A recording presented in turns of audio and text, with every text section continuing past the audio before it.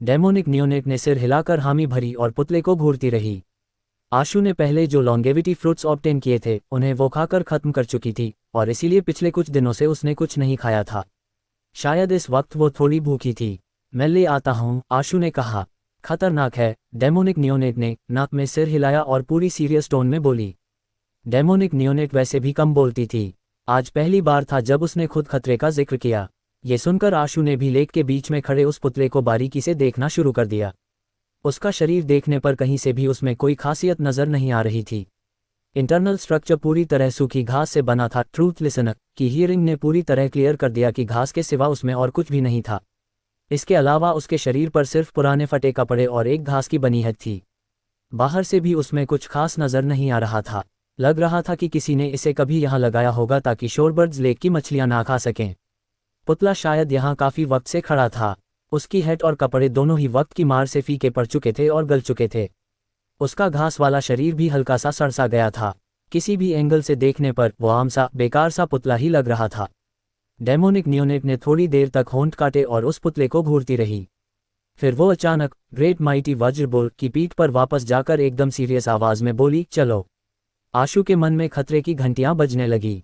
उसने पलटकर पुतले की तरफ देखा। वो वही बेजान चीज की तरह एकदम शांत खड़ा था। उसमें कहीं से भी कोई खौफनाक पावर या जरा सी भी मूवमेंट नजर नहीं आ रही थी। फिर भी आशु को डेमोनिक नियोनेट की जजमेंट पर पूरा भरोसा था। इसीलिए उसने लेक के किनारे ज्यादा देर रुकना सही नहीं समझा और ग्रेट माइटी वज्रबोल को लेकर वहां से निकल गया। लेक से दूर जाने के बाद डेमोनिक नियोनेट पीछे मुड़ी और उस पुतले की तरफ देखते हुए वो सोच में डूबी हुई थी। आखिर वो था क्या? आशु अब भी उस पुतले की सच्चाई जानना चाहता था। खाना, डेमोनिक नियोनेट ने जवाब दिया, लेकिन वो खुद भी सही से एक्सप्लेन नहीं कर पा रही थी। वो बस इतना ही कह पाई कि वो खाना है। आशु ने मन ही मन उस जगह को याद कर लिया ताकि अगर फ्यूचर में कभी इस इलाके से गुजरे तो उस पुतले को छेड़ने की गलती ना करे। जिस चीज से डेमोनिक नियोनेट तक थोड़ी हिचकिचाहट महसूस करें, जाहिर है वो मामूली चीज बिल्कुल नहीं हो सकती। आधा दिन चलने के बाद आशु ने अचानक देखा कि दूर आसमान में एक ग्रीन कलर की बर्ड लाजवाब स्पीड से उड़ती हुई आ रही है। कुछ ही देर में वो आशु के ऊपर पहुंच गई। वो ह्यूज ग्रीन कलर की बर्ड ऊपर हवा में 2-3 चक्कर लगाकर नीचे लैंड हुई। उसके साथ एक शख्स भी धीरे धीरे उतरने लगा, जो और कोई नहीं बल्कि कैफ ही था। कोच, मैं आ गया। कैफ ग्रेट माइटी वज्रबोल के सामने आकर लैंड हुआ। वो ग्रीन बर्ड भी ट्रांसफॉर्म होकर टैटू की फॉर्म में कैफ के शरीर पर वापस चली गई। तुमने तो सच में एक पल भी बर्बाद नहीं किया, आशु मुस्कुराते हुए बोला। इस पर कैफ ने पूरी सीरियस टोन में कहा, अपनी कमजोरी पर काबू पाने के बाद मेरी सेबर टेक्निक थोड़ी और इम्प्रूव हो गई है। कोच, मैं सच में चाहता था कि आप मेरी सेबर आर्ट को देखें, इसीलिए मैं तुरंत चला आया। तो चलो दिखाओ मुझे कि तुम्हारी सेबर टेक्निक में क्या इम्प्रूवमेंट हुआ है। आशु ने करिश्मा को वज्रबोल की पीठ पर बैठाया और खुद अपने बगल वाली घास के पास उड़ गया। कैफ ने औपचारिकता छोड़ते हुए अपनी लाइफ सोल सेबर को बाहर बुलाया और उसे हाथ में लेकर अटैक के लिए प्रिपेयर होने लगा। रुको, तुमने कहा कि अपनी कमजोरी पर काबू पा लिया है, तो बताओ तुम्हारी कमजोरी क्या थी? आशु ने कैफ को अटैक करने से रोकते हुए पूछा।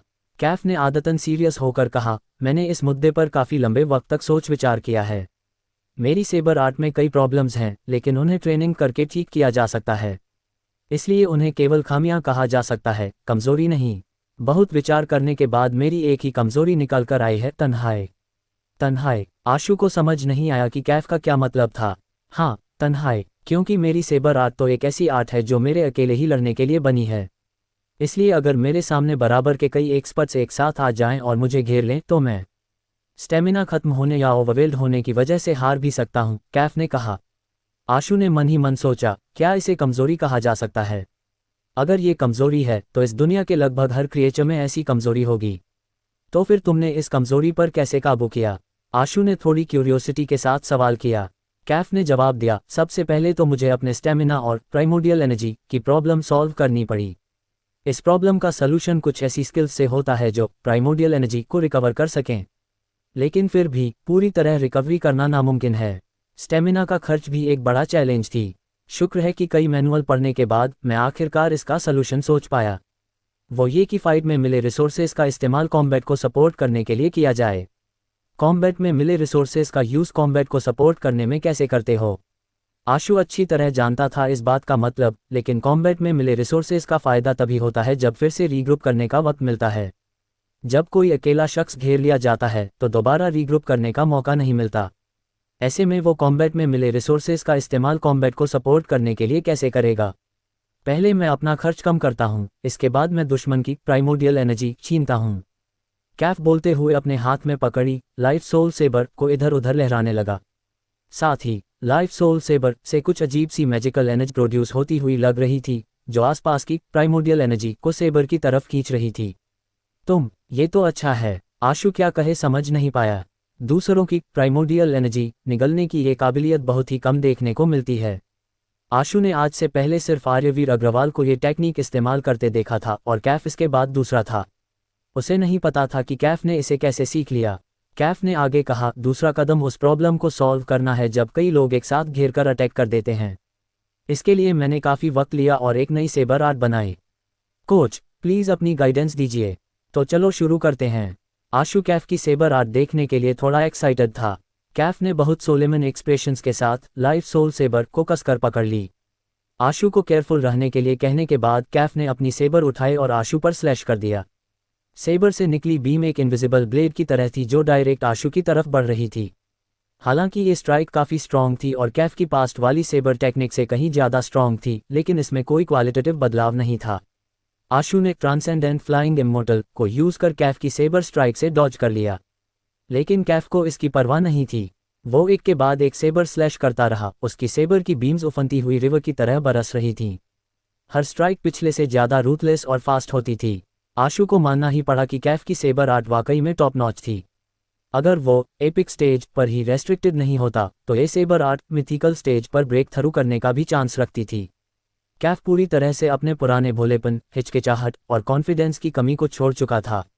सेबर उसके साथ एक हो गई थी। वो कभी जुनूनी और बेकाबू हो जाता था तो कभी काम और कंपोज, जैसे रिवर का पानी ब्रिज के नीचे बहता हो।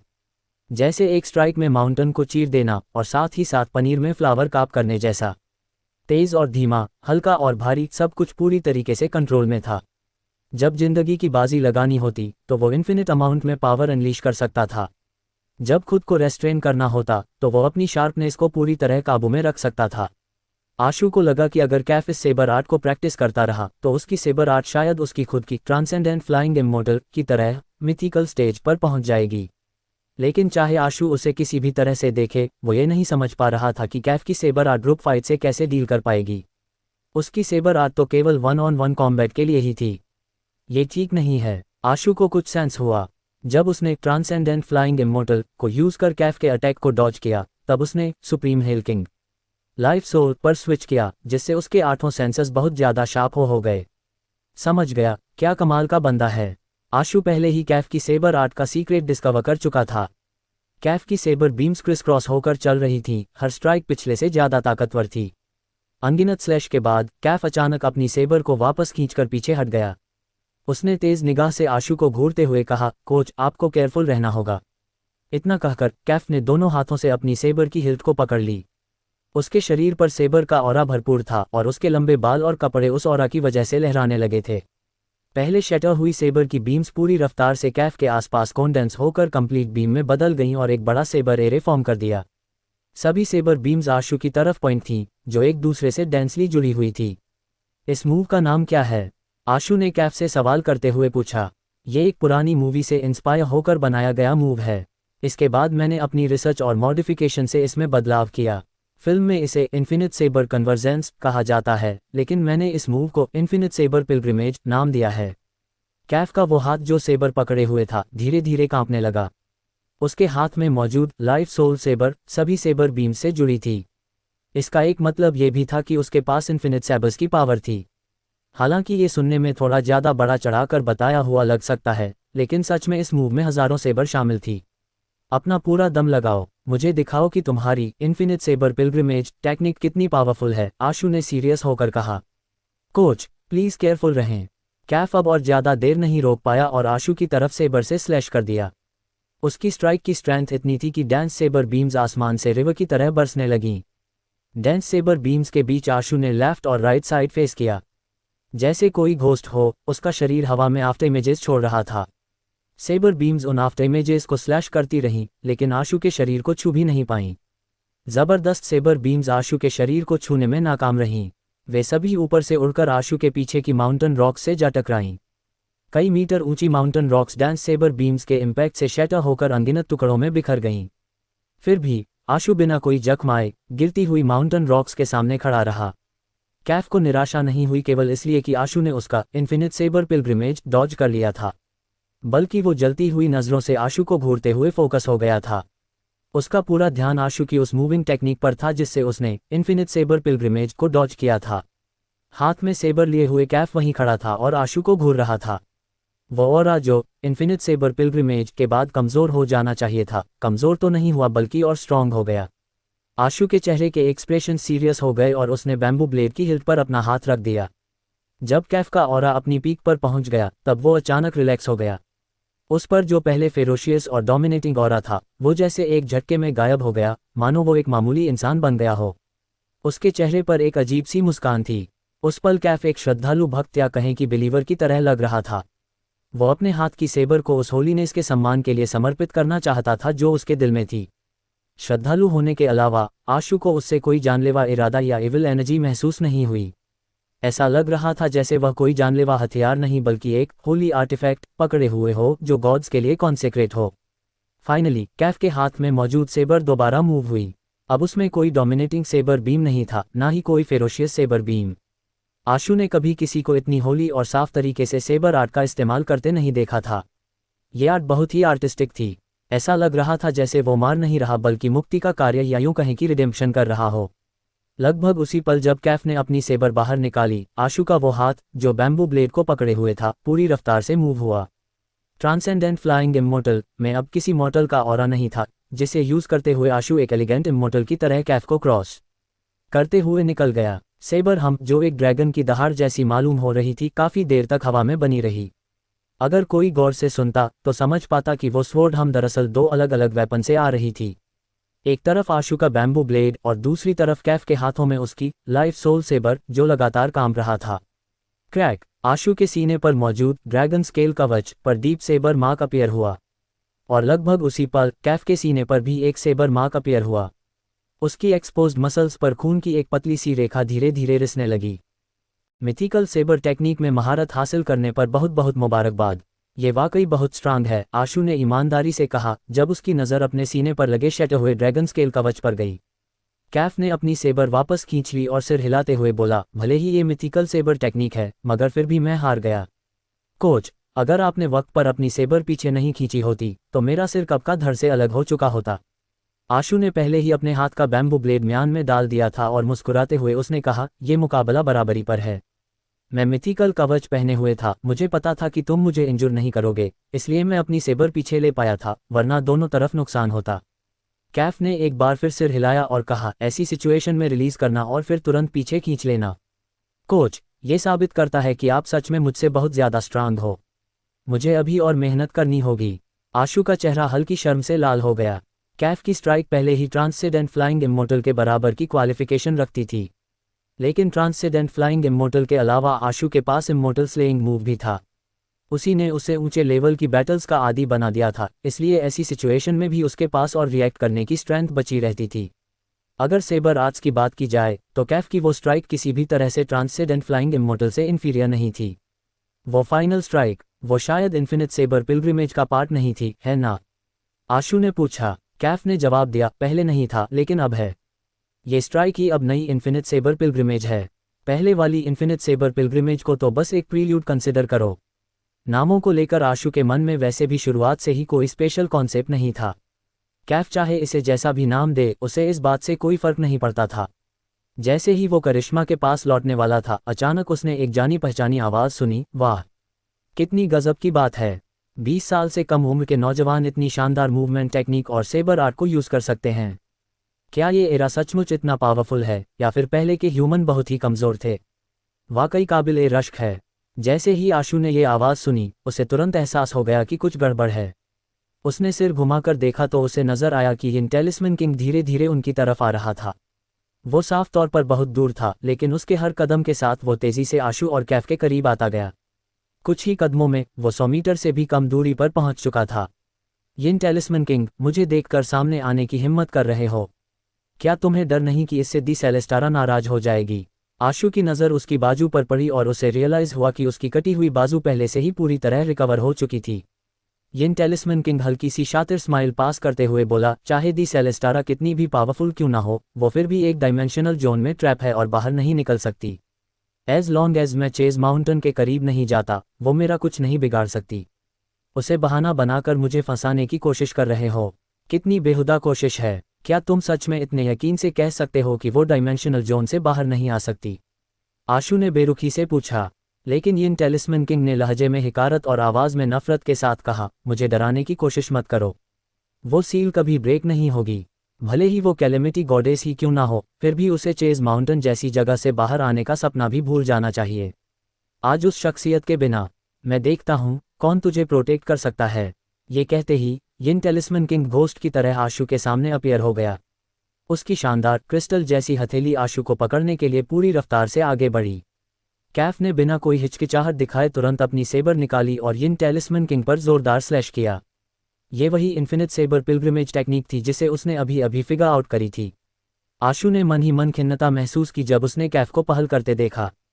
उसके पास और कोई रास्ता नहीं था। उसने भी तुरंत अपना बैम्बू ब्लेड खींचा और यिन टेलिस्मन किंग पर स्लैश किया। दोनों ने मिलकर यिन टेलिस्मन किंग पर दोनों ओर से हमला किया। उनकी रफ्तार बेहद तेज थी, लेकिन यिन टेलिस्मन किंग ने बस एक हाथ से ही सेबर पकड़ ली। शार्प ब्लेड उसकी क्रिस्टल सी हथेली की स्किन तक को स्लाइस नहीं कर सका। उस पल आशु ने बैम्बू ब्लेड रिलीज कर दिया और पूरी ताकत से यिन टेलिस्मन किंग के सिर पर अटैक किया। उसी वक्त कैफ ने अपनी लाइफ सोल सेबर खींच ली और उसकी कमर पर जानलेवा स्लैश किया। यिन टेलिस्मन किंग ने हल्का सा शरीर मोड़ा और बैम्बू ब्लेड दूर फेंक दिया और अपना हाथ आशु पर अटैक करने के लिए बढ़ाया। उसी पल उसने अपना पैर उठाया और कैफ को जोरदार किक मारी। आशु और कैफ लगभग एक ही वक्त पर उड़ते हुए दूर जाकर गिरे। आशु ने चिल्लाते हुए कहा, अलग अलग भागते हैं।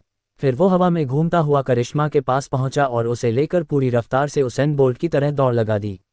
कैफ ने अपने सीने से निकलते हुए खून को दबाए रखा और दूसरी डायरेक्शन में भाग पड़ा। ये जगह चेज माउंटेन से काफ़ी दूर है, तुम वहां नहीं पहुंच पाओगे, यिन टेलिस्मन किंग ने तंज कसते हुए कहा और आशु का पीछा करने लगा। वो लगभग तुरंत ही उसके पीछे अपीयर हो गया था। ये देखकर कि वो उसका पीछा कर रहा है, आशु ने और नहीं सोचा। उसने तुरंत अर्थ एलिमेंटल बीस्ट को बुलाया और लगातार कई बार अर्थ एस्केप का यूज़ किया।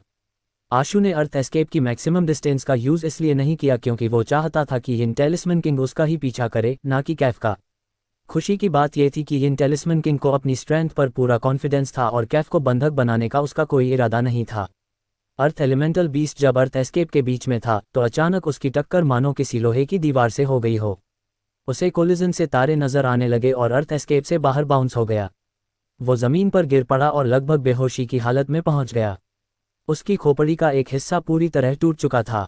उसे देखकर लग रहा था कि उसके जख्म हल्के नहीं थे और आशु ने तुरंत उसे वापस भेज दिया। यिन टेलिस्मन किंग चेहरे पर एक शरारती मुस्कान लिए हुए उसका पीछा करता रहा। अगर मैं पूरी तरह कॉन्फिडेंट नहीं होता तो क्या मैं एक्शन लेता? यहाँ तक कि अगर आज इमॉर्टल्स भी आ जाएं तो वे भी यहाँ से बचकर नहीं निकल पाएंगे। आशु ने कोई जवाब नहीं दिया, बल्कि इनविजिबिलिटी रोब को बुलाया और 3 मिनट की इनविजिबिलिटी का फ़ायदा उठाकर इस इलाके से भागने लगा। बम! आशु उड़ना चाहता था, लेकिन उसने महसूस किया कि उसका शरीर किसी इनविजिबल बैरियर से टकराकर वापस बाउंस हो गया। यिन टेलिस्मन किंग आशु को देख नहीं पा रहा था, लेकिन वो आवाज़ सुन सकता था। वो तेजी से वहां पहुंचा और एक शातिर मुस्कान के साथ बोला, तुम कितना भी स्ट्रगल करो मगर उसका कोई फ़ायदा नहीं होने वाला है। भले ही तुम घोस्ट बन जाओ, इस इलाके से भाग नहीं पाओगे। आशु नहीं जानता था कि ये एरिया कितना बड़ा है, इसलिए वो वहीं खड़ा रहा बिना हिले डुले।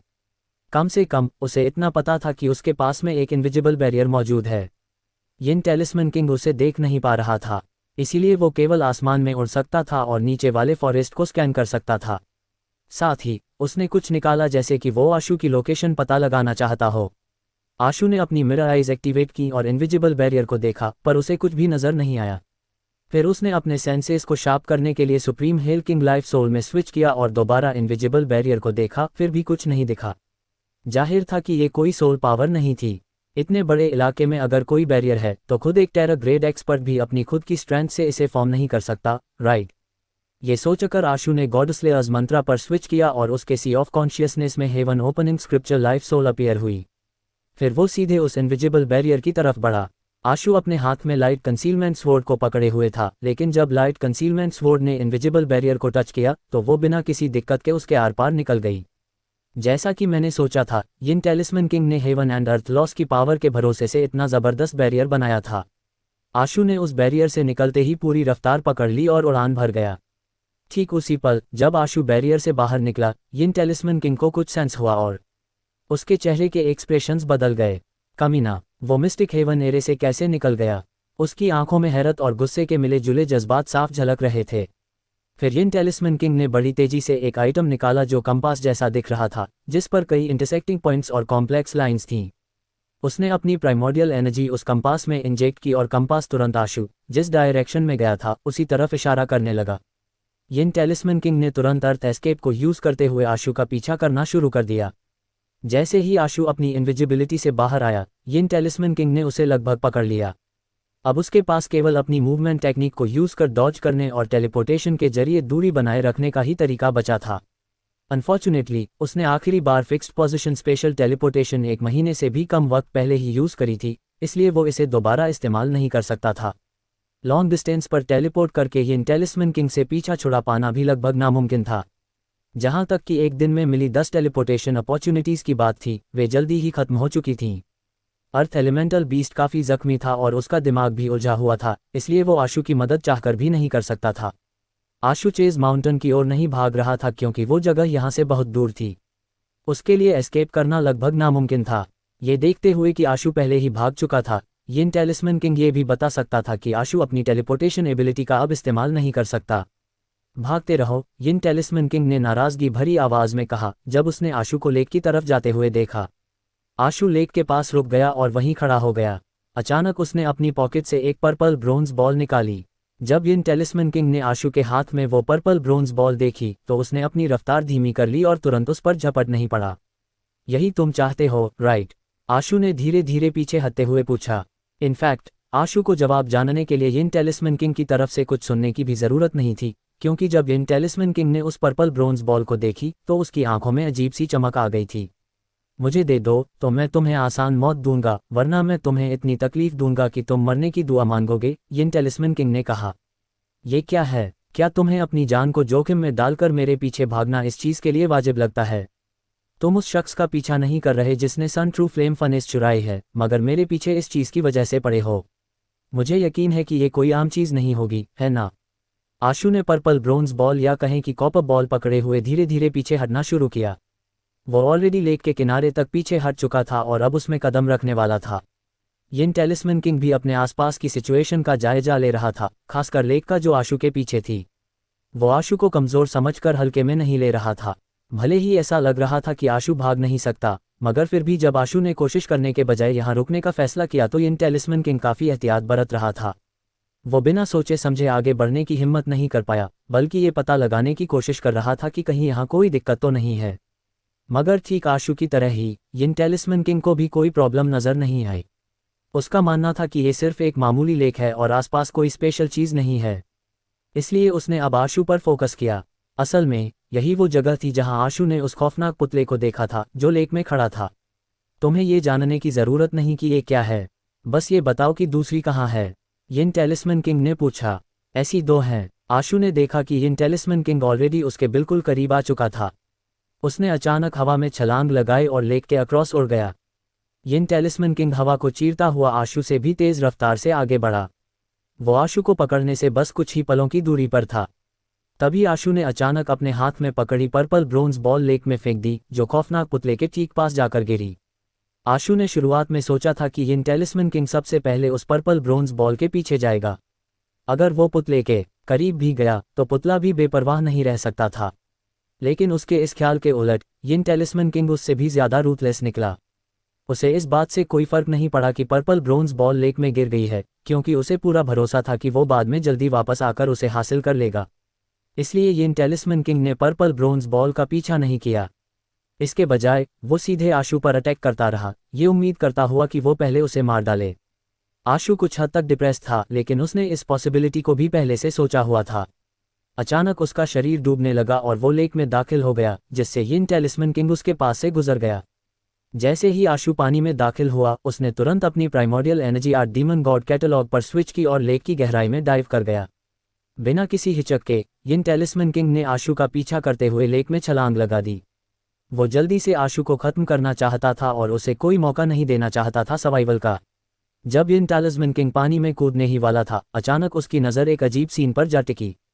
दरअसल यिन टालिस्मैन किंग अपने मन का एक छोटा हिस्सा लगातार उस पर्पल ब्रोंज बॉल पर लगाए हुए था, क्योंकि उसके लिए ये जानना ज़रूरी था कि वो बॉल आखिर गिरी कहाँ, ताकि बाद में आकर वो उसे ढूंढ सके।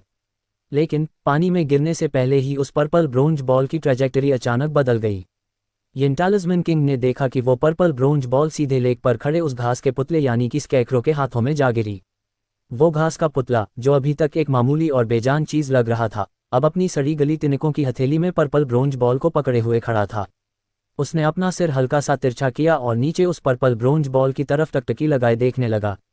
यिन टालिस्मैन किंग के दिल में खतरे की घंटियां बजने लगीं, क्योंकि अगर पर्पल ब्रोंज बॉल छीन ली गई तो फिर आशु को मारने का भी कोई फायदा नहीं रहेगा। उसने बिना देर किए फैसला लिया और अपने पूरे शरीर को एक अजीब शिकारी बाज की तरह घुमा दिया। उसकी हथेली से निकली जबरदस्त स्ट्राइक सीधे उस घास के पुतले की तरफ झपट पड़ी। आशु ने सोचा था कि उसे यिन टालिस्मैन किंग के साथ एक खतरनाक जंग करनी पड़ेगी, लेकिन उसकी हैरानी की हद न रही जब उसने देखा कि यिन टालिस्मैन किंग अचानक डायरेक्शन बदलकर सीधे उस घास के पुतले पर अटैक करने के लिए दौड़ पड़ा। आशु लेक में लेटा हुआ ऊपर की तरफ देख रहा था, उसकी निगाहें उस घास के पुतले पर टिक गईं। वो घास का पुतला, जिसका चेहरा उसके पूरे शरीर की तरह ही सड़ा गला और फफूंद से ढका हुआ था, अब एकदम बदल चुका था। उसकी हेड की शैडो के नीचे से 2 रेड आंखें चमक रही थीं और उसके चेहरे पर एक क्रेसेंट शेप्ड मुंह भी आ गया था, जिसमें से इविल लाइट झलक रही थी। उस पर पुतला वैसा बिल्कुल नहीं लग रहा था जैसा आशु ने पहली बार देखा था। उसके पूरे शरीर से एक खतरनाक इविल ऑरा निकल रहा था, जो ब्लैक स्मोक की तरह दिख रहा था। वो स्मोक इस तरह ऊपर उठ रही थी मानो उसके कपड़ों और हेड की जगह उसी ने ले ली हो और अब वही उसकी असली शक्ल हो। उसी वक्त यिन टालिस्मैन किंग का एक हाथ पुतले के सामने आकर जोर से गिरा। यिन टालिस्मैन किंग पूरी एहतियात बरतते हुए फाइट कर रहा था। उसका पूरा शरीर क्रिस्टलाइन स्टेट में बदल चुका था, यानी कि वो अपनी टेरा फॉर्म में एंटर हो चुका था। उसका हाथ लगभग पूरी तरह ट्रांसपेरेंट दिखाई दे रहा था। जैसे ही यिन टालिस्मैन किंग का हाथ पुतले के सिर पर गिरने ही वाला था, तभी पुतले ने आखिरकार अपना सिर उठाया। हेड में छिपी हुई उसकी आंखें और मुंह पूरी तरह यिन टालिस्मैन किंग के सामने आ गए। यिन टालिस्मैन किंग अचानक चीख उठा और तेजी से पीछे हट गया। आशु ने साफ साफ देखा कि यिन टालिस्मैन किंग की आंखें बिल्कुल उसी पुतले की तरह रेड कलर की हो गई थीं, और वो रेड कलर उसकी आंखों के चारों ओर तेजी से फैल रहा था, मानो ब्लड वेसल्स हो। उसकी आंखें एबनॉर्मली बाहर की तरफ निकलना शुरू हो गई थीं, जिनमें रेड ग्लो झिलमिला रहा था। ऐसा लग रहा था जैसे अगली ही पल उसकी आंखें फट पड़ेंगी। आशु का दिल जोर से कांप उठा। उसने मन ही मन सोचा, ये तो बेहद नज़दीकी खतरा था। शुक्र है कि मैंने पहले ही अंदाज़ा लगा लिया था कि वो पुतला किसी डीमन टाइप डायमेंशनल क्रिएचर की तरह हो सकता है। जहाँ तक डीमन गॉड कैटलॉग की बात है तो उसमें ऐसे ही क्रिएचर्स पर बविचमेंट को इफेक्ट होता है, जिससे वो मुझे अपनी ही तरह का समझ लेते हैं। इसलिए मैंने उसी पर स्विच किया था। लग रहा था कि इस बार वो किसी बड़ी आपदा से बाल बाल बच गया है। अगर डीमन गॉड कैटलॉग की मिरर आइज लाइफ सोल की प्रोटेक्शन ना होती तो शायद उसका भी वही हाल होता जो अभी यिन टालिस्मैन किंग की आंखों के साथ हुआ था जब उसने पुतले की आंखों में झांका था। यिन टालिस्मैन किंग वाकई इंप्रेसिव था। उसने दोनों हाथों से अपनी पूरी स्ट्रेंथ इकट्ठा की और उन आंखों को प्रेस करने लगा जो किसी भी पल बाहर निकलकर गिरने वाली थीं। उसकी हथेलियों से 2 इन एनर्जी बीम्स निकलीं और उसकी आंखों में इंजेक्ट हो गईं, जिन्होंने जबरदस्ती उस रेड लाइट को सप्रेस कर दिया। लेकिन वो रेड लाइट पूरी तरह खत्म नहीं हुई, बस सप्रेस होकर वहीं आंखों के अंदर मौजूद रही, जिससे यिन टालिस्मैन किंग अब अपनी आंखें खोलकर देख नहीं पा रहा था। तुम हो कौन? यिन टालिस्मैन किंग ने भारी आवाज में कहा। उसने अपनी आंखों की जगह कानों से सुनकर पुतले की लोकेशन का अंदाजा लगाने की कोशिश की। वो जानता था किसी टेरा ग्रेड को इंजर करने की स्ट्रेंथ सिर्फ एक टेरा ग्रेड क्रिएचर के पास ही हो सकती है, और अभी अभी पुतले ने लगभग उसकी आंखें बर्बाद ही कर दी थीं, जिससे ये साफ हो गया था कि वो पुतला भी टेरा ग्रेड क्रिएचर था। लेकिन पुतले ने उसके सवाल का कोई जवाब नहीं दिया। उसका पूरा शरीर ब्लैक स्मोक की तरह तितर बितर हो गया और फिर सीक्रेटली यिन टालिस्मैन किंग के सामने जाकर दोबारा इकट्ठा होकर फॉर्म होने लगा। उसकी उंगली से ब्लैक स्मोक और डेमोनिक ऑरा निकल रहा था और वही उंगली सीधी यिन टालिस्मैन किंग की ब्लाइंड आंखों की तरफ स्ट्राइक करने के लिए बढ़ी। जैसे ही आशु ने सोचा कि अब यिन टालिस्मैन किंग क्रिपल हो जाएगा, उसी पल उसने देखा कि यिन टालिस्मैन किंग के शरीर से जैद जैसा ग्लो अमिट होना शुरू हो गया। उसकी हथेली एक जैद से बने पंजे की तरह शाइन होती हुई सीधे पुतले के सीने के आर पार चली गई। उसने किसी तरह पुतले की असली लोकेशन ढूंढ निकाली थी, लेकिन अजीब बात यह थी कि पुतले को कोई दर्द महसूस ही नहीं हुआ। उसका हाथ वैसे ही आगे बढ़ता रहा, वो बस यिन टालिस्मैन किंग की गर्दन पकड़ना चाहता था। यिन टालिस्मैन किंग ने तुरंत अपना दूसरा हाथ उठाया और पुतले की हथेली को कसकर पकड़ लिया। लेक से एक और दर्दनाक चीख गूंज उठी। आशु को पहले लगा कि ये आवाज़ उस घास के पुतले की होगी, लेकिन उसकी हैरानी की कोई हद न रही जब उसने देखा कि वो तो यिन टालिस्मन किंग था। यिन टालिस्मन किंग का हाथ उस पुतले के सीने के आर पार हो गया था और उसने उसके एक हाथ को कसकर पकड़ रखा था। लेकिन पुतला उसके सामने बिना किसी भी तरह के एक्सप्रेशंस के खड़ा रहा। उसी पल यिन टालिस्मन किंग के शरीर की प्राइमोडियल एनर्जी तेजी से खींचकर पुतले के अंदर फ्लो होने लगी। यिन टालिस्मन किंग ने पूरी ताकत से खुद को छुड़ाने की कोशिश की, लेकिन मानो कोई इनविजिबल फोर्स उसे वहीं खींच रही हो। चाहे वो जितना जोर लगा ले, वो पुतले को झटक नहीं पाया। उधर पुतला और करीब खिसकने लगा, मानो कि अब वो उसके शरीर से चिपक जाना चाहता हो। बूम! आशु ने देखा कि यिन टालिस्मन किंग की हथेली पर इमोर्टल ग्लो सर्कुलेट होने लगा। इसी के साथ उसकी हथेली में एक अजीब सा सिंबल घूमने लगा और अगले ही पल उसने जबरदस्त ब्लास्ट के साथ पुतले के शरीर पर हमला किया। पुतला लेक के सरफेस पर फिसलता चला गया, मानो कोई स्केटर हो। लेकिन उसके एक्शंस बहुत ही अजीब थे। वो अपने शरीर को अजीब तरीके से मोड़ता हुआ फिर से यिन टालिस्मन किंग की तरफ सरक आया और हाथ बढ़ाकर उसे पकड़ने की कोशिश करने लगा। लेक के ऊपर यिन टालिस्मन किंग और घास का पुतला फाइट में उलझे हुए थे, लेकिन किसी को भी अपर हैंड हासिल नहीं हो रहा था। अगर उसके हाथों पर मौजूद रहस्यमयी सिंबल पुतले के डेमोनिक ऑरा को रिस्ट्रेन करने में कामयाब न होते, तो अब तक पुतला यिन टालिस्मन किंग को पूरी तरह से सोख चुका होता। फिर भी यिन टालिस्मन किंग की हालत बिल्कुल अच्छी नहीं थी। वो देख नहीं सकता था, इसलिए अपनी इस कमी को पूरा करने के लिए उसे केवल बाकी सेंसेस पर डिपेंड रहना पड़ रहा था। साथ ही वो पुतले के किसी और पार्ट को छूने की हिम्मत भी नहीं कर रहा था। वो पुतला किसी महारथी स्केटर की तरह लग रहा था। उसका शरीर लेक के सरफेस पर अजीब ढंग से फिसलता हुआ हर बार नए और अजीब स्टांसेस में यिन टालिस्मन किंग पर अटैक करता जा रहा था। जब पुतला यिन टालिस्मन किंग की क्रिस्टलाइन टेराफॉर्म को टच करता, वहां का हिस्सा तुरंत काला पड़ जाता, मानो किसी ने उसके फ्लैश में इंक घोल दी हो। कितना खौफनाक है ये पुतला! आशु के दिमाग में खतरे की घंटियां बज उठीं। इतना पावरफुल यिन टालिस्मन किंग भी इस पुतले के सामने इतनी खस्ता हालत में पहुंच गया था। यिन टालिस्मन किंग की 5 एलिमेंटल एस्केप टेक्निक पुतले के सामने ज्यादा काम करती हुई नहीं दिख रही थी। जैसे ही वो पानी में मूव हुआ, पुतले का शरीर भी ब्लैक स्मोक में बदलकर डिसिपेट हो गया। मगर जब तक वो पानी से बाहर निकला, पुतला फिर से कंडेंस होकर उसके बगल में पहुंच चुका था। दोनों ही टेरर ग्रेड के पावरफुल शख्सियत किसी धरती हिला देने वाली स्ट्रेंथ से फाइट नहीं कर रहे थे, लेकिन उनकी बैटल बहुत ही ज्यादा खौफनाक थी। अगर उनकी जगह कोई मामूली मिथिकल कंपेनियन बीस्ट होता, तो शायद एक ही स्ट्राइक विथस्टैंड करने से पहले ही उसका दुखद अंत हो जाता। स्ट्रेंथ का मतलब सिर्फ डिस्ट्रक्टिव पावर से नहीं होता। इसीलिए कुछ ताकतें देखने में भले ही कमजोर लगें, लेकिन उनसे जरा सा कांटेक्ट भी मौत की वजह बन सकता है। आशु ने सोचा था कि इस मौके का फायदा उठाकर यहां से निकल जाए, लेकिन पानी में छिपकर थोड़ी देर झांकने के बाद उसने तुरंत भाग निकलने का इरादा छोड़ दिया। यिन टालिस्मन किंग 5 एलिमेंटल एस्केप टेक्निक में माहिर था। अगर वो सचमुच भागना चाहता, तो काफी दूर तक निकल सकता था और शायद पुतला इतनी आसानी से उसका पीछा नहीं कर पाता। लेकिन यिन टालिस्मन किंग ने सिर्फ थोड़े दायरे में ही 5 एलिमेंटल एस्केप टेक्निक का इस्तेमाल किया और ज्यादा दूर नहीं गया। जाहिर था कि उसने उस पर्पल ब्रोंज बॉल पर गिव अप नहीं किया था और चाह रहा था कि पुतले से उसे वापस छीन ले। इनफैक्ट पुतला भी सिर्फ एक ही हाथ से फाइट कर रहा था। उसका दूसरा हाथ उस पर्पल ब्रोंज बॉल को मजबूती से पकड़े हुए था। इससे ये भी साफ हो गया था कि पुतले के लिए भी वो पर्पल ब्रोंज बॉल बेहद कीमती थी। आशु ने चुपचाप डेमोनिक नियोनेट को बुलाया और उसके साथ लेक में छिप गया, इस उम्मीद में कि कोई सही मौका मिल जाए। डेमोनिक नियोनेट की बड़ी बड़ी आंखें लगातार पुतले और यिन टालिस्मन किंग का जायजा ले रही थीं। साफ था कि वो भी सिचुएशन को समझने की कोशिश कर रही थी और मौके की तलाश में थी। हालांकि पुतला यिन टालिस्मन किंग को सप्रेस किए हुए था, मगर उसकी जान को फिलहाल कोई खतरा नहीं था। फाइट के दौरान भी यिन टालिस्मन किंग बार बार चिल्ला रहा था, तुम कौन हो? क्या तुम कोई फिएंड हो? मैं कभी फिएंड्स के गार्जियन का पियर था। लेकिन पुतले ने उसकी बातों को बिल्कुल नजरअंदाज कर दिया। वो किसी घोस्ट की तरह यिन टालिस्मन किंग के चारों तरफ चक्कर लगाता हुआ लगातार अटैक करता रहा, जिससे उसकी हालत बेहद खतरनाक हो गई। जब आशु ने देखा कि यिन टालिस्मन किंग अब पीछे हटने का इरादा करता दिख रहा है, तो उसके मन में ख्याल आया, अगर ये भाग गया तो मैं उस पुतले का सामना नहीं कर पाऊंगा। मुझे पर्पल ब्रोंज बॉल भी वापस नहीं मिल पाएगी। मैं कैसे इसे भागने से रोकूं और पुतले को इसके साथ ऐसी लड़ाई में उलझा दूं जिससे दोनों का खात्मा हो जाए। मगर थोड़ी देर सोचने के बाद उसे समझ आया कि उसके पास कोई सॉल्यूशन नहीं था।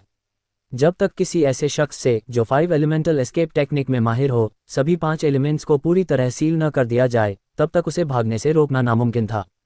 वाकई में, जब यिन टालिस्मन किंग ने देखा कि वो हालात नहीं पलट पा रहा और धीरे धीरे पुतले के हमलों को झेलना भी मुश्किल हो रहा है, तो उसके अंदर का पीछे हटने का इरादा पक्का हो गया। पुतले के अटैक्स को डॉज करने के बाद यिन टालिस्मैन किंग ने वाटर एस्केप का इस्तेमाल किया और लेक के किनारे तक पहुंच गया। फिर उसने किनारे की तरफ छलांग लगाए। उसका आधा शरीर पहले ही उस जमीन को छू चुका था जिसके जरिए वो भागना चाहता था। उसका इरादा साफ था, इस जगह से निकल जाना, अपने जख्मों को हील कर लेना और फिर लौटकर पुतले से बदला लेना। मगर तभी यिन टालिस्मैन किंग के चेहरे के एक्सप्रेशंस बदल गए। उसे ऐसा महसूस हुआ जैसे उसकी सोल से निकली कोई रहस्यमयी फोर्स उसकी ही सोल को खींच रही हो और उसे लेक की तरफ घसीट रही हो। जैसे ही यिन टालिस्मैन किंग ने जमीन पर कदम रखा, उसी पल वो दोबारा लेक के अंदर खींच गया। Soul cage. Yin talisman king का चेहरा सफ़ेद पड़ गया और उसके मुंह से अपने आप ही चीख निकल पड़ी। आशु ने भी एक बेहद अजीब नज़ारा देखा। वो घास का पुतला लेक के सरफेस पर खड़ा था। उसके पूरे शरीर को ब्लैक रोब की शेप वाली ब्लैक स्मोक की लेयर ने ढक रखा था, लेकिन उसी घास के शरीर से सोल जैसी होली ब्रिलियंस एमिट हो रही थी। पूरी लेक से वाइट सोल ग्लो निकल रहा था, जैसे वो कोई होली लेक बन चुकी हो। यिन टालिस्मैन किंग लेक से बाहर कूदा, लेकिन एक ट्रांसपेरेंट शेडो अंदर लेक में ही कैद रह गई। फिर अचानक ऐसा लगा मानो यिन टालिस्मैन किंग का शरीर किसी रबर बैंड से खींचकर पीछे की तरफ खींचा जा रहा हो। वो ट्रांसपेरेंट शेडो दोबारा उसके शरीर में फ्यूज हो गई और उसी पल खौफनाक पुतला फिर से डेमोनिक स्मोक में ट्रांसफॉर्म होकर बहुत ही ग्रेसफुल तरीके से अटैक करने लगा। आशु भी दहशत में आ गया। उसने इस मुकाबले का फायदा उठाया और किनारे की तरफ तैरने लगा, इस उम्मीद में कि लेक से बाहर निकल सके। मगर जैसे ही वो किनारे की तरफ चढ़ा, उसे लेक से आती हुई एक पावर महसूस हुई जो उसे बेकाबू करके दोबारा लेक में कूद जाने पर मजबूर कर रही थी। क्या सचमुच वो सोल केज जिसका जिक्र यिन टालिस्मैन किंग ने किया था, सोल्स को कैद कर सकता है? आशु के मन में सवाल उठा। उसने महसूस किया कि डीमन गॉड कैटलॉग और मिरर आइज दोनों ही काम नहीं आ रहे थे, इसलिए उसने तुरंत supreme hell king life soul पर स्विच कर दिया। जैसे ही supreme hell king life soul appear हुई, आशु का पूरा शरीर हेल किंग स्टेट में ट्रांसफॉर्म हो गया। जो फोर्स उसे पीछे लेक की तरफ खींच रही थी, वो अचानक गायब हो गई और आखिरकार आशु तेजी से किनारे पर पहुंच गया।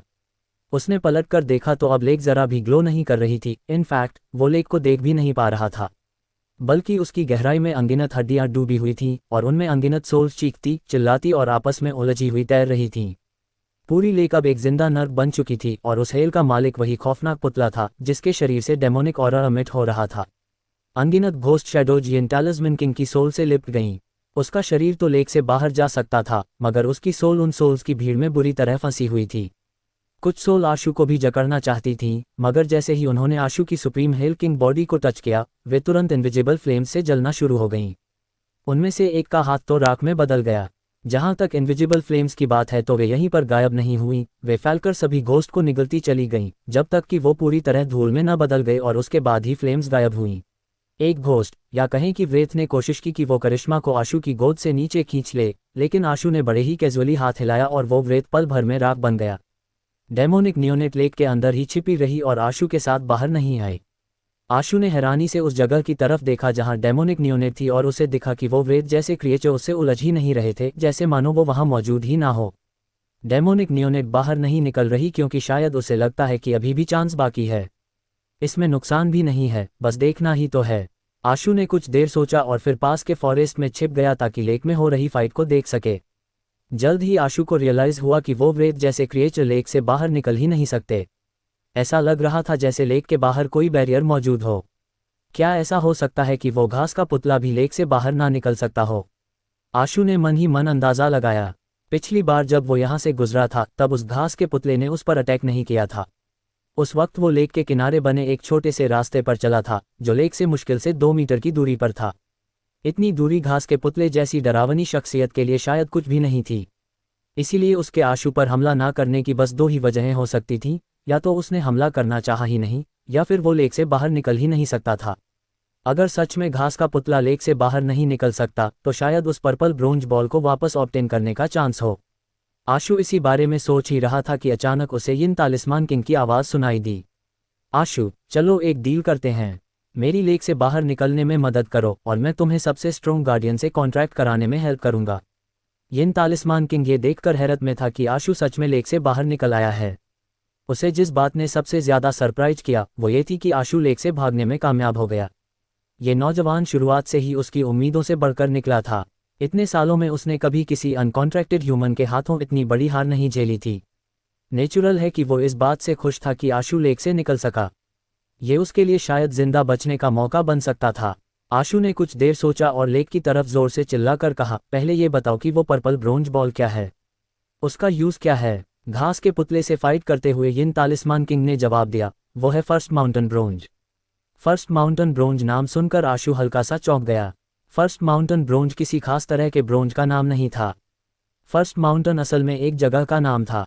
मिथ और किस्से कहानियों में कहा गया है कि येलो एम्परर फर्स्ट माउंटेन गया था, जहां उसने ब्रोंज माइन से मेटल निकालकर एक ट्राइपॉड कॉल्ड्रोन कास्ट किया था ताकि उस डिवाइन लाइट को स्टेबलाइज कर सके जो पृथ्वी पर शाइन हो रही थी।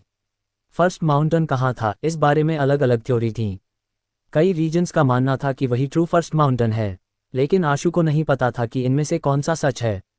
लेकिन मान भी लिया जाए कि ये किस्से कहानियां सही हैं, तब भी फर्स्ट माउंटेन ब्रोंज तो बस एक मेटल ही था जिससे कॉल्ड्रोन फोज किए जाते थे। क्या यिन तालिस्मान किंग और वो घास के पुतले जैसी मौजूदगियां इसके लिए फाइट करना वाकई वाजिब समझती थीं? कहीं ऐसा तो नहीं कि तुम फर्स्ट माउंटेन ब्रोंज छीनकर एक ट्राइपॉड कॉल्ड्रोन फोज करना चाहते हो? आशु ने कहा। घास के पुतले के ताबड़तोड़ हमलों की वजह से यिन तालिस्मान किंग बहुत ही खतरनाक सिचुएशन में फंस गया था। आशु की बातें सुनकर उसे थोड़ा डिप्रेस्ड फील हुआ, लेकिन उसके पास सब्र रखकर जवाब देने के अलावा कोई और चारा नहीं था। फर्स्ट माउंटेन ब्रोंज की असली वैल्यू उस मेटल की वजह से नहीं है जिसे लोग फर्स्ट माउंटेन कहते हैं, वो असल में फर्स्ट माउंटेन नहीं है। वो वही जगह है जहां येलो एम्परर और चियो ने अपनी आर्मी तैनात की थी और जंग करी थी। दोनों पार्टियों के अनगिनत पावरफुल वॉरियर्स वहां मारे गए, जिस वजह से ह्यूमन इमॉर्टल्स और डीमंस के खून ने उस माउंटेन रेंज को रेड कर दिया और वहां की ब्रोंज माइन तक में खून समा गया। येलो एम्परर ने जिस खून से सनी ब्रोंज से कॉल्ड्रोन फोज किया था, वो पृथ्वी पर शाइन होने वाली लाइट को लंबे वक्त तक सप्रेस करके रख सकती थी। सोचो, कैसी ट्रेजर जैसी चीज थी वो। एम्परर किन ने भी पूरी ताकत झोंककर फर्स्ट माउंटेन ब्रोंज को ढूंढा ताकि उसमें मौजूद ह्यूमन इमॉर्टल्स और डीमंस के ब्लड एसेंस का इस्तेमाल करके एलिक्सिर ऑफ लॉन्गेविटी को रिफाइन कर सके। बदकिस्मती से एम्परर किन की मौत के बाद भी फर्स्ट माउंटेन ब्रोंज रिफाइन नहीं हो सका। उल्टा, उसमें मौजूद ब्लड एसेंस और भी कॉन्डेंस होता गया। उसने पिलफनेस में मौजूद प्राइमोडियल एनर्जी भी अब्जॉर्ब कर ली और आखिरकार वो दो ब्रोंज बॉलर्स में ट्रांसफॉर्म हो गया। इन दोनों ब्रोंज बॉलर्स को तुम एलिक्सिर ऑफ इमॉर्टैलिटी भी कह सकते हो और ह्यूमैनिटी के लिए सबसे स्ट्रॉन्ग फोजिंग मटेरियल भी। बस इतना ही। आशु को लगा कि यिन तालिस्मान किंग ने अभी तक फर्स्ट माउंटेन ब्रोंज की सच्चाई पूरी तरह नहीं बताई है। अगर बात सिर्फ इतनी ही होती तो घास का पुतला इसे क्यों छीनता?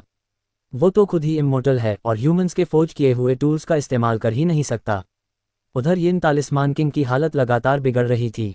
उसका क्रिस्टलाइन शरीर अब घास के पुतले के डेमोनिक ऑरा से टैंट हो चुका था, जिसका एक मतलब ये भी था कि वो अब ज्यादा देर तक टिक नहीं सकता था।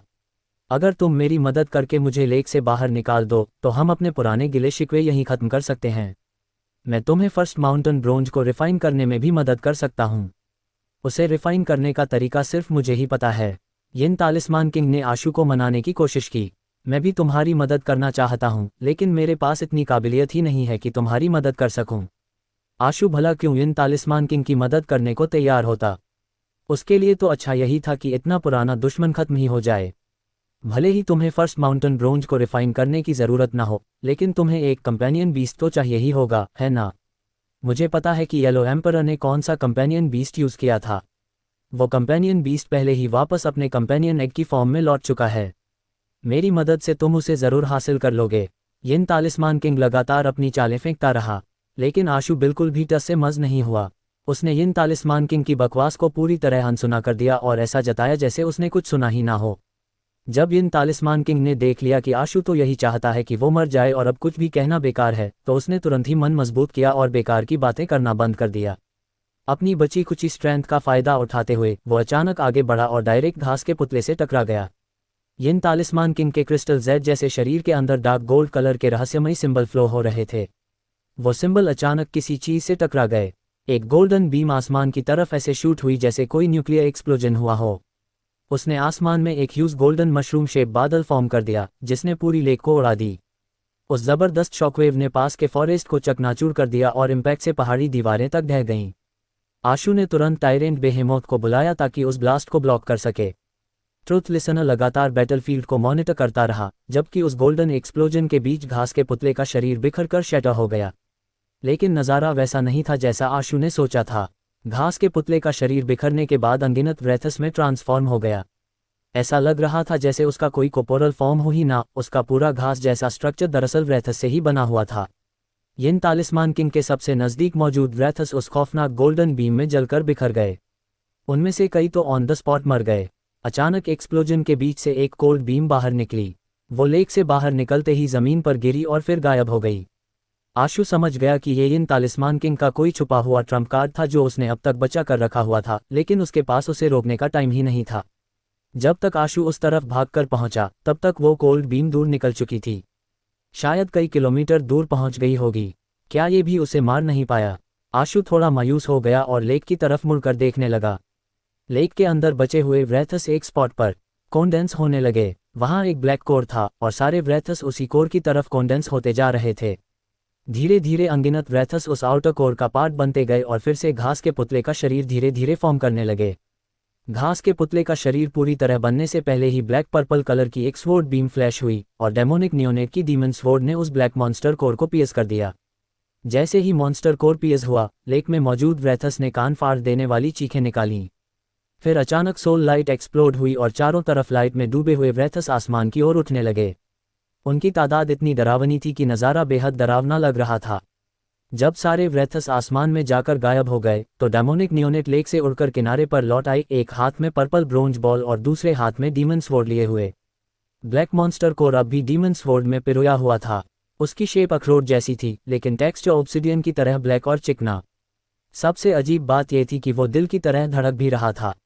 अगर ग्रिम डीमन की पावर उस मॉन्स्टर कोर को सप्रेस ना करके रखती तो वो कब का भाग चुका होता। आशु डेमोनिक नियोनेट से पूछ भी नहीं पाया था कि ये असल में क्या है। तभी उसने अपना मुंह खोला और उस मॉन्स्टर कोर को ऐसे खा लिया जैसे कोई सीख कबाब खा रहा हो। कुछ बार चबाने के बाद उसने उसे निगल लिया। डेमोनिक नियोनेट को घास के पुतले का मॉन्स्टर कोर निगलते देख आशु ने मुंह खोला। वो कुछ पूछना चाहता था, लेकिन तभी उसने देखा कि डेमोनिक नियोनेट से डेमोनिक ऑरा एमिट हो रहा था, जैसे कि वो इवॉल्व होने वाली हो। डेमोनिक नियोनेट छलांग लगाकर आशु की तरफ आए और उसके शरीर में टैटू के फॉर्म में लौट गई। लेकिन ये टैटू पहले जैसा बिल्कुल नहीं था। वो ऑलरेडी डांस डेमोनिक ऑरा के एक धुंधले से ब्लोब में ट्रांसफॉर्म हो चुका था, जिसे डिस्पेल करना नामुमकिन था। उसकी आउटलाइन पहचान पाना भी नामुमकिन था। क्या वो आखिरकार मिथिकल बनने जा रही है?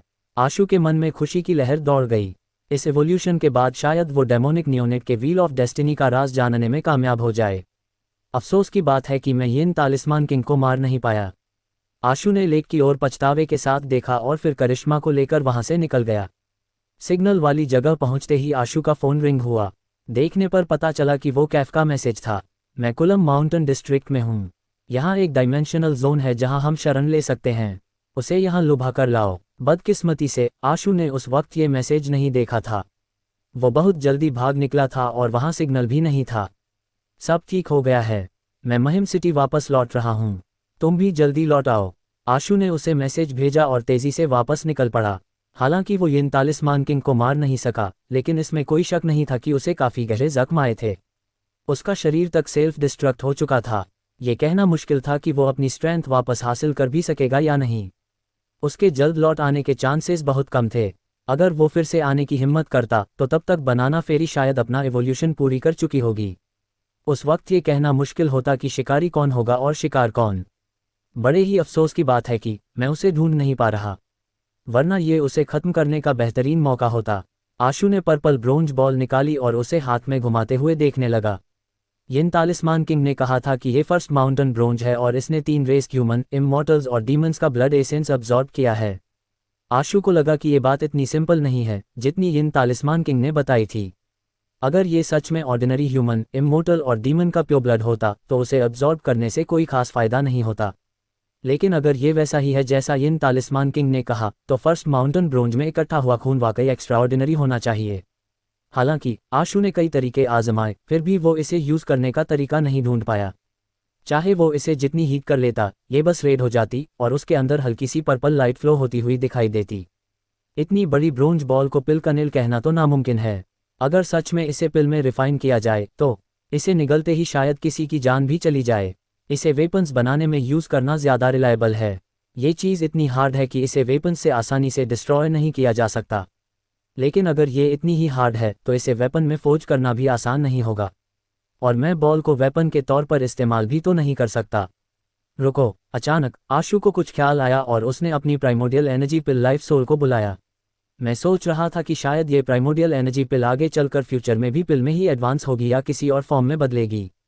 मगर मैंने इस फैक्ट पर गौर नहीं किया कि ये चीज़ एक वेपन जैसी ज़्यादा है।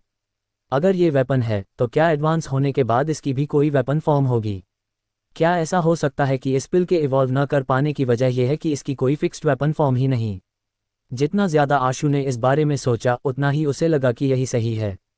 लाइफ सोल असल में ब्लडलाइन टैलेंट और एसेंस, वाइटलिटी और स्पिरिट का फ्यूजन था। इसकी ग्रोथ के लिए सिर्फ एनर्जी ही नहीं बल्कि इसके मास्टर की विल भी चाहिए होती है। आशु की वेपन्स के लिए कोई स्पेशल चॉइस नहीं थी। वो किसी भी वेपन का इस्तेमाल कर सकता था। उसके लिए वेपन बस टूल्स थे जिनसे उसका कोई ज़्यादा जज्बाती लगाव नहीं था। आशु को लगा कि शायद यही वजह है कि ये प्राइमोडियल एनर्जी पिल अब तक एडवांस नहीं कर पाए। अगर ये वेपन है तो मुझे किस तरह का वेपन चाहिए? एक सेबर, एक स्वॉर्ड या फिर एक स्पीयर? आशु ने कुछ पल सोचा और महसूस किया कि ये सब लगभग बराबर हैं। फ़र्क बस इतना था कि वो स्पीयर का बहुत कम इस्तेमाल करता था। स्वॉर्ड और सेबर उसके लिए तकरीबन एक जैसी ही थी। हाँ, फ़र्क ये था कि स्वॉर्ड ज़्यादातर थ्रस्ट के लिए होती है जबकि सेबर ज़्यादा स्लैश के लिए। क्योंकि ये सब तकरीबन बराबर हैं तो मैं स्वॉर्ड चूज़ करूँगा। आशु ने स्वॉर्ड की फॉर्म के बारे में सोचा और एक बार फिर इंटरनल एनर्जी रिफाइनमेंट आर्ट को सर्कुलेट किया, इस उम्मीद में कि उसकी प्राइमोडियल एनर्जी पिल एडवांस कर जाएगी। मगर आउटकम वैसा नहीं रहा जैसा आशु ने सोचा था। फाइनल स्टेप पर भी प्राइमोडियल एनर्जी पिल बिल्कुल स्टेबल रही। उसने ब्रेक थ्रू से तो मानो नाता ही तोड़ दिया था। क्या मैं गलत हूँ? क्या प्राइमोडियल एनर्जी पिल वेपन्स की तरफ इवॉल्व ही नहीं करती? ये सोचकर आशु कुछ डिप्रेस सा हो गया। जब आशु महिम सिटी पहुंचा तो उसे पता चला कि कैफ पहले ही लौट चुका था। उसे कुछ जख्म आए हुए थे इसलिए उसका ट्रीटमेंट हॉस्पिटल में चल रहा था। शायद वो कुछ हफ्तों तक कैंपस वापस ना आ पाए। कैफ से मिलने के बाद आशु वापस कैंपस लौट आया। आशु रास्ते भर प्राइमोडियल एनर्जी पिल की प्रॉब्लम पर सोच विचार करता रहा। उसे लग रहा था कि उसका आइडिया सही है मगर किसी वजह से प्राइमोडियल एनर्जी पिल इवॉल्व नहीं कर पा रही थी। क्या ये हो सकता है कि मुझे सचमुच किसी स्पेसिफिक वेपन को पसंद करने की ज़रूरत है ताकि वो मेरी विल को महसूस करके एवोल्यूशन की तरफ बढ़े? आशु ने थोड़ी देर सोचा और फिर तय किया कि वो अलग अलग वेपन्स को सीरियसली देखेगा। शायद उसे कोई ऐसा वेपन मिल जाए जो उसे सच में पसंद आए। सबसे पहला वेपन जिसके बारे में आशु ने सोचा वो थी स्वॉर्ड। वजह ये नहीं थी कि उसे स्वॉर्ड सबसे ज़्यादा पसंद थी बल्कि इसलिए कि उसके पास एक एंशिएंट स्वॉर्ड टोम्ब डंजन था। वहाँ हर तरह की स्वॉर्ड मौजूद थी इसलिए आशु ने ठान लिया कि पहले उन्हें बारीकी से देखेगा। डॉम के कमरे में लौटने के बाद जैसे ही उसने दरवाज़ा खोला, नन्हा चूजा उड़कर तुरंत उसकी तरफ आ गया। वो अब कुछ बड़ा हो चुका था, लग रहा था कि हाल ही में जीवन ने उसके लिए काफ़ी अच्छी चीज़ें भेजी थीं। इसलिए वो भूखा नहीं रहा था। एंटेलोप सोफे पर मस्त अंदाज में लेटा हुआ था। जब उसने आशु को लौटता देखा तो उसने आलस में अपनी आंखें खोली, एक नज़र डाली और फिर दोबारा आंखें बंद करके नींद में डूब गया। ये बंदा तो पूरा दिन बस खाता और सोता रहता है। क्या इसकी स्ट्रेंथ रिग्रेस हो गई है? क्या मुझे इसे मारकर वेनिसन के स्कीवर्स भून लेने चाहिए? आशु ने एंटेलोप को देखते हुए मन ही मन सोचा। लेकिन ये बस एक ख्याल भर था। आशु को शक था कि ये बदमाश शायद टेरर ग्रेड लेवल पर है। अगर सच में उससे फाइट हो गई तो शायद वो इसे कभी मार ही ना पाए। उसने ट्रूथ लिसनर और बाकी कंपेनियन बीस्ट्स को बुलाए जो बाहर खेलना पसंद करते थे। फिर अपने लाए हुए स्नैक्स उसने चूजे को दिए और करिश्मा को उनके साथ खेलने भेजा। इसके बाद ही आशु अपने बेडरूम में लौटा और बेड पर लेट गया। उसने अपना फ़ोन निकाला और एंशिएंट स्वॉर्ड टोम्ब डंजन में एंटर हो गया। वाइन स्वॉर्ड अब भी वहीं फंसी हुई थी। हर बार जब वो रेस्पॉन्ड करता था तो वाइन स्वॉर्ड की लोकेशन बदल जाती थी, लेकिन फिर भी वो उसे क्लियरली देख सकता था। आशु ने कई बार उसे जोर लगाकर खींचने की कोशिश की मगर हर बार नाकाम रहा। ये वाइन स्वॉर्ड की शेप बहुत अजीब है। ये वो किस्म नहीं है जो मुझे पसंद आए। आशु ने वाइन स्वॉर्ड को देखते हुए सिर हिलाया और पास पड़ी एंशिएंट स्वॉर्ड की तरफ निगाह डाली। एंशिएंट स्वॉर्ड टोम्ब में कई कमाल की और खूबसूरत एंशिएंट स्वॉर्ड्स थीं। आशु को उनमें से कुछ एंशिएंट स्वॉर्ड्स की शेप्स काफ़ी पसंद भी आईं, लेकिन चाहे वो उन्हें कितना भी पसंद करे वो उसके लिए सिर्फ टूल भर ही थीं। वैसी फीलिंग वो उनके लिए डेवलप नहीं कर सका जैसी कैफ के अंदर सेबस के लिए थी। एंशिएंट स्वॉर्ड टोम्ब में कुछ देर तक घूमने के बाद आशु ये समझ गया कि उसके लिए वैसा स्वॉर्ड्समैन बनना नामुमकिन है जो स्वॉर्ड से अपनी ज़िंदगी जितनी मोहब्बत रखता हो। इसलिए उसने सर्च करना छोड़ दिया। मुझे सेबस पर नज़र डालनी चाहिए। शायद मैं एक नेचुरल सेबर यूज़र हूँ। आशु ने अपनी सोच की दिशा बदलने का फैसला किया। स्वॉर्ड्स को देखना उसके लिए आसान था लेकिन सेबर को देखना उतना कन्वीनियंट नहीं था, क्योंकि उसके पास कोई डंजन सेबर टोम्ब जैसा कोई डंजन मौजूद नहीं था। लेकिन थॉमस कॉलेज में एक शोरूम था जहां कई प्राइमोडियल गोल्ड वेपन्स रखे हुए थे। उनमें से ज़्यादातर हिस्से पर सेबर्स का कब्जा था। सेबर्स सबसे बड़ा पोर्शन क्यों ऑक्यूपाई किए हुई थी? इसकी वजह यह थी कि सेबर सबसे ज़्यादा प्रैक्टिकल वेपन थी। जबकि स्वॉर्ड की दोनों एडजेस शार्प होते हैं और देखने में भी ऐसा लगता है कि उसमें सेबर से ज़्यादा फंक्शंस हैं, मगर इसका ये मतलब नहीं कि वो बेहतर है। एक स्वॉर्ड के लिए क्राफ्ट्समैनशिप और यूज़र दोनों के लिए ही बहुत हाई रिक्वायरमेंट होती है। वो सेबर जितनी सिंपल और प्रैक्टिकल नहीं होती। जब तक शोरूम खुला रहता, कॉलेज के स्टूडेंट्स अपनी स्टूडेंट आइडेंटिफिकेशन से फ्रीली एंटर कर सकते थे। इसीलिए जैसे ही शोरूम खुला, आशु ने अपनी स्टूडेंट स्वाइप की और अंदर दाखिल हो गया। यहाँ आमतौर पर ज़्यादा स्टूडेंट्स नहीं आते थे और अभी तो वैसे भी सुबह का वक्त था। इसलिए जब आशु शोरूम में एंटर हुआ तो वहाँ का स्टाफ अब भी आइटम्स को डिस्प्ले पर सजाने और ऑर्गेनाइज करने में लगा था। एक भी स्टूडेंट वहाँ मौजूद नहीं था, क्योंकि वो ऑलरेडी यहाँ था, इसलिए आशु को सैबर्स देखने की कोई जल्दी नहीं थी। उसने सबसे पहले सामने रखे हुए पहले आइटम पर नज़र डाली। यहाँ जो कुछ डिस्प्ले पर रखा हुआ था वो सब ह्यूमंस के डायमेंशनल स्टॉर्म्स के बाद बनाए गए प्राइमोर्डियल गोल्ड वेपन्स थे। हालांकि उनमें से ज़्यादातर सिर्फ शो के लिए रेप्लिकास थे। सैबर्स यहाँ की मेन स्ट्रीम थी, उसके बाद स्पीयर और बोज आते थे। स्वॉर्ड्स और दूसरे वेपन्स को मेन स्ट्रीम नहीं माना जाता था।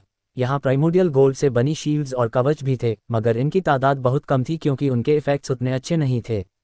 फिर अलग अलग तरह की प्राइमोर्डियल गोल्ड बुलेट्स और फायरआर्म्स थे। ज़्यादातर बुलेट्स सिर्फ गिल्डेड होती थीं या फिर उनमें थोड़े अमाउंट में प्राइमोर्डियल गोल्ड मिक्स होता था।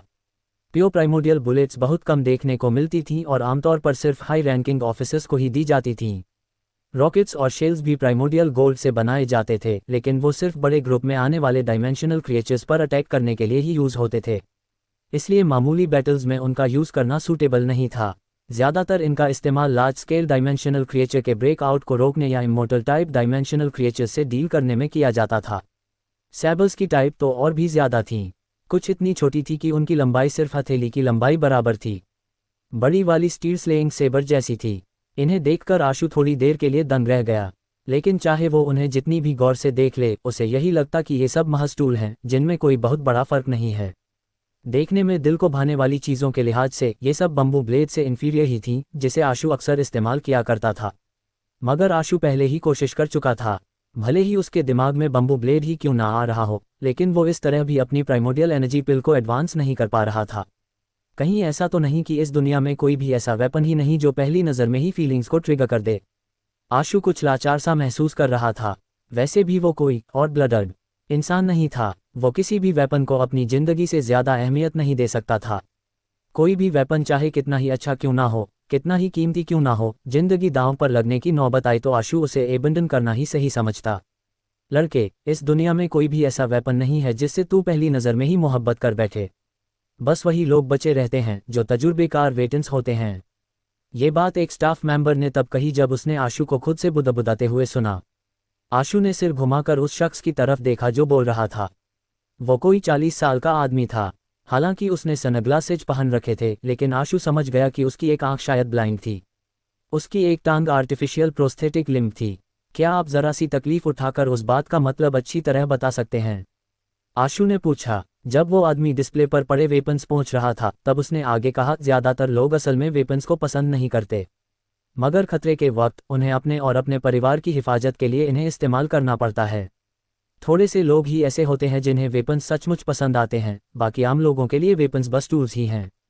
आशु ने सिर हिलाया। वो भी इस नज़रिए से सहमति रखता था, लेकिन आदमी ने एक सेबर को अच्छी तरह साफ की और बड़े एहतियात से उसे सेबर रैक पर रख दी।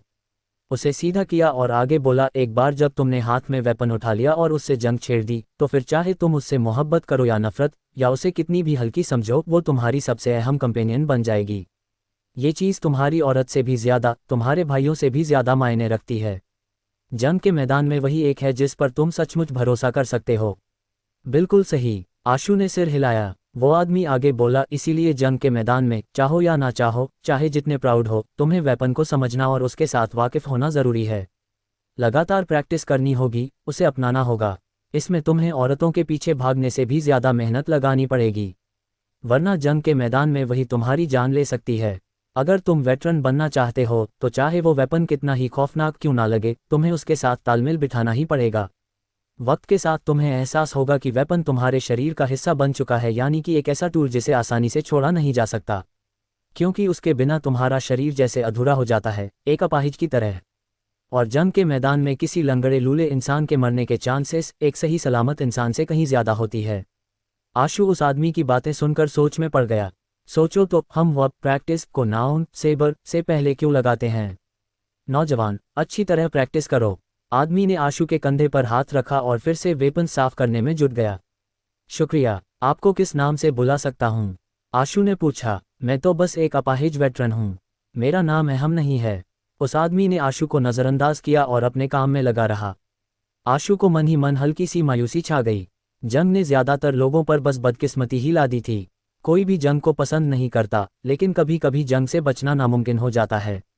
उसने एग्जिबिट्स को और देखने की कोशिश नहीं की, क्योंकि उसे अच्छी तरह मालूम था कि वो उन लोगों में से नहीं है जिन्हें वेपन सचमुच पसंद हों। इसलिए चाहे जितना भी गौर से देखे, वो किसी वेपन को अपनी जिंदगी जैसा दर्जा नहीं दे सकता था। जैसा कि उस वेटरन ने कहा था, जब बात सेबर की प्रैक्टिस की आती है तो असल मायने प्रैक्टिस के ही होते हैं, ना कि सेबर के। आशु के मन में पहले से ही एक आइडिया घर कर चुका था जब वो शोरूम से बाहर निकला और अपने डॉम की तरफ लौटने लगा।